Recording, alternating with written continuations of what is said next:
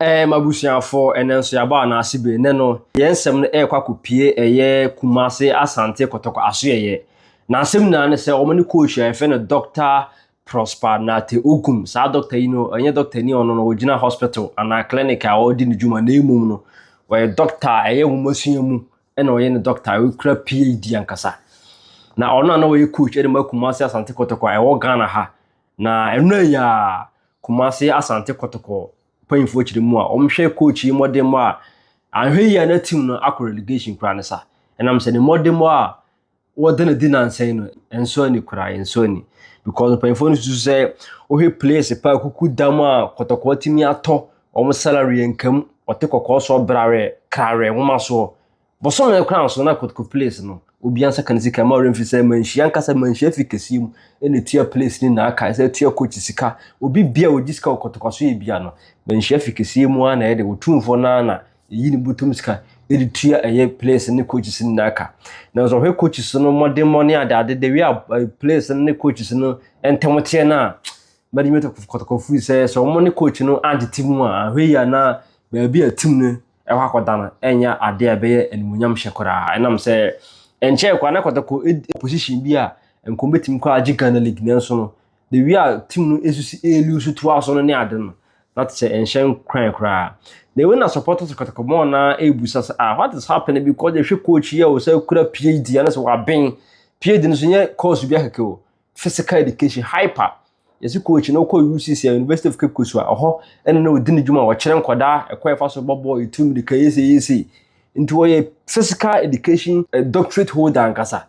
nti yehwe ne modern one as de masua ne nimdie mu a na yehwe ne ma Kotoko place na ye ne park so na se ebabra nti wo hwe place ekura na se hadwene na we na dey ni tutu ofam ebusa na what is happening dey nti na ma coach Prosper Narteh Ogum yi ne modern one nimdie na achi no Bob na nkasa boys ne bigina park so da bia so mko tire ne wada kojo achewo boys ne bigina park so modern mo na nhyenkura ne ade lusu ana mulusu ma Sunday ya omko Nations abrankase Nations FC Nations for show mu 2-0 la Kotoko fo ntime de anti kan mukura na ohwe mu aye Kotoko supporters ni busa de ntina coach ne modern mo nso ni ma no ene de ni tufa ohwe mu a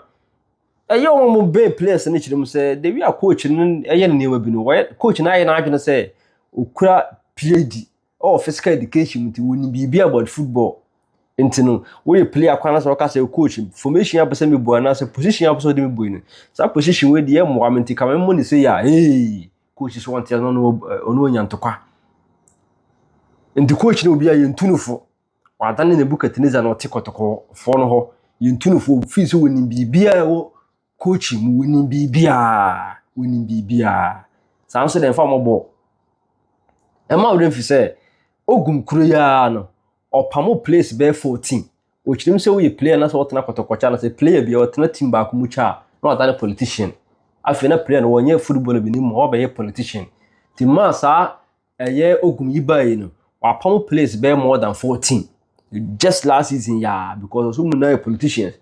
okay Kalu Atara opamono Nicolas Osebunsu opamono Isaac Opon Neymar opamono Auguste Japan opamono Nicolas Mensa opamono John Tedegu opamono Sharif Muhammad no defender opamono George Simfege ono so opamono ono kwa no onye Ghana ni ena Eric Seyzeze Cote d'Ivoire ni ono so opamono Moise Patri ono so opamono Enoch Morrison ono kwa na Kotoko place no Kotoko place ya Ogum pamo mukana wana so na yasin ubia because hwe form pa ne kura Enoch Morrison then so Ogum say Enoch Morrison no why politician o team mu wana influence place ni bi adwene ne manema in 20 min nya djuma bio ene nei okọ ayi Kenya omo team ba kwa fe ne goma hia ehona Enoch Morrison edi na agro wa jin finfo na akataso a ball ni kura no Kenya league ni mu obi antimi nye ball ni free Enoch Morrison na so information say kakran say eye okoyi a Tanzania young Africans omo anya big digdi pa ombe so mo sane Enoch Morrison if you go ma here e Kenyan Premier League ni mu and say Enoch Morrison no Kotoko no Prosper Narteh Ogum say Enoch Morrison was a politician, a political player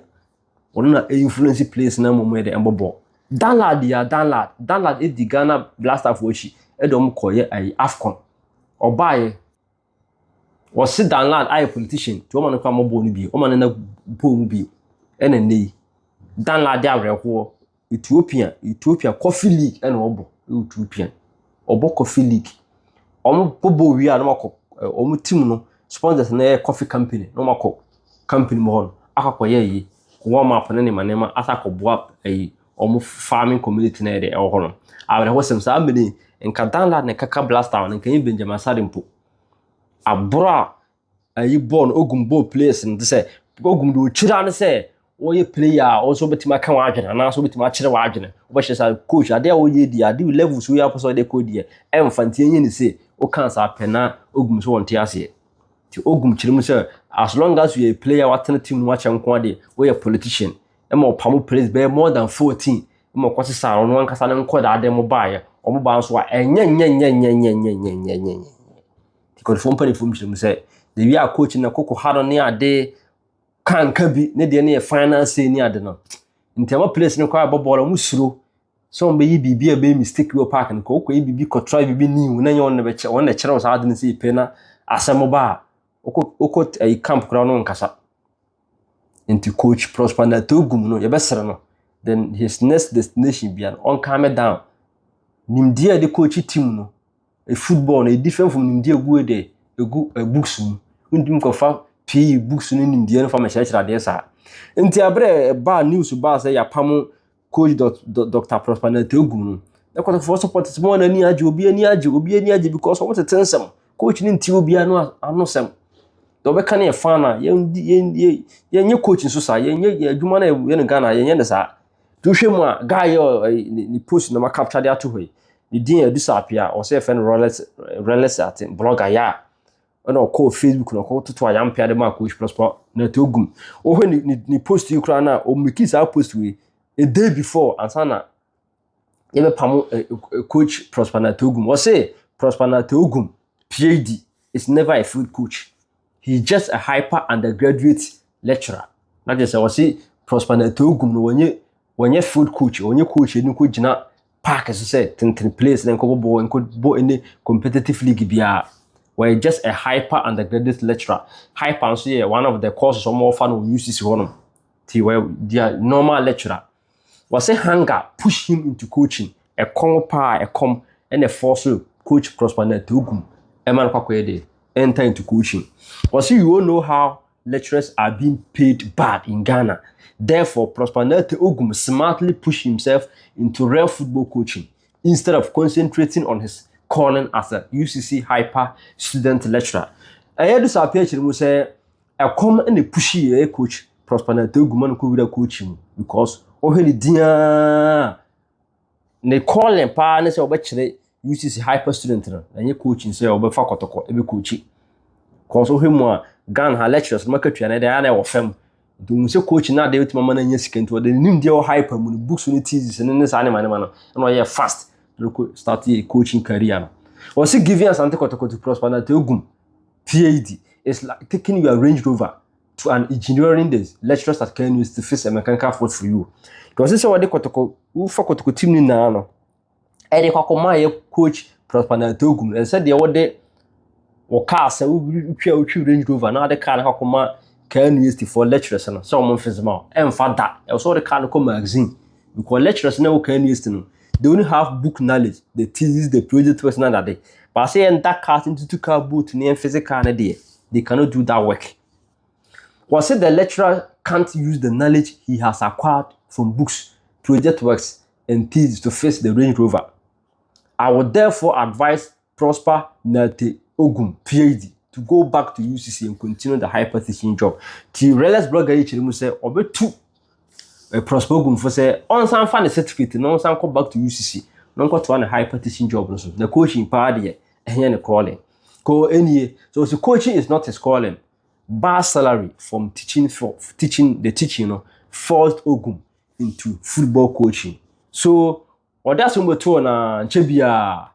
ena was say he should resign before he's been sacked next month no kra nduru ena coach Prospr Narteh Ogum yi Kotoko and no I team to 20 coach.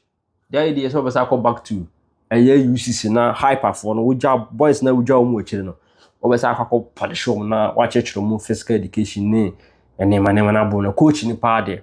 Wakoma how ne ade eno so dem fa mo bra. E so oba fem na place no we treat them so almost your parents place ne bi wo ma e bi o fa mo ne man korofo 2020 places are any ade the coach Dr Prosper Narteh Ogum best next time be any next destination be so be say intend to coach na on calm it down on yen ho so in the book atiniza do be can be a fan we don't do things that way on mara fem na on tie place no old place ni bi so adwene. There's no way in the world that established say player etna team which are no politician. No. And I think adwuma bi am nipa ye adwuma 2 years and ka pam ne ka ko from so dey e dey aba. It doesn't work that way. Now coach is what na team which are how do you want people to also describe you? Are you also a political coach or whatsoever? What so some utterances be kwa no sabe kind of bontina it doesn't help out. It doesn't help. Ye kodofo ensem ha ensem ntiabusa for na ene de team de brown tea. Coach Prosper Narteh Ogum Kotoko and no agya adwumaye omo kyerem se coach ni suba ebe ne ne ma bi ne performance no enye papa the way okasa the players ne adada na come ben or can be bia so ado be kan e fan na life doesn't work that way into one calm down na Kotoko kra no season we say no more win 13 matches per more winning no more draw 8 and no more lose 7 games or match 28 goals and no more concede 21 goals, average of 1.61 points a year per game, which is very bad. Kotoko so no polio kra na almost support the the polio wu you know. Now be a him say Kotoko bitim kra G League na bitim de ahye ne munyam ne bitim na kra kra ni beje ba bi wo bi yankopon fa na kransie league in Kotoko so from say because after losing to Nations FC 2-0 on March day 28 no there's no way be taking magicals for a year goal stars for bitim lose the title race na Kotoko be fa ho ide ababeje. They say the only hope Kotoko wan say obetima focus on all the FA Cup no obetima win e bia obetima nya chance so ide akwa Africa na bibisa dia. Enti coach Prosper Narteh Ogum Kotoko enenton kwanta mapai. Enti we are hoping say Kotoko in the coming days they will announce a new coach and people are suggesting say Abdul Karim Zito or na o coach Dreams FC or be ba one so the leading Dreams for Africa, team come making a lot of input in there that they could make name for themselves. They could project Ghana football to the higher side. So we are hoping that, if possible, if Abdul Karim Zet will be the coach there, let's hope and give him the benefit of the doubt and see if he will be able to revive, the sinking performance of Kumasi Asante Kotoko. Until then, do not forget to subscribe.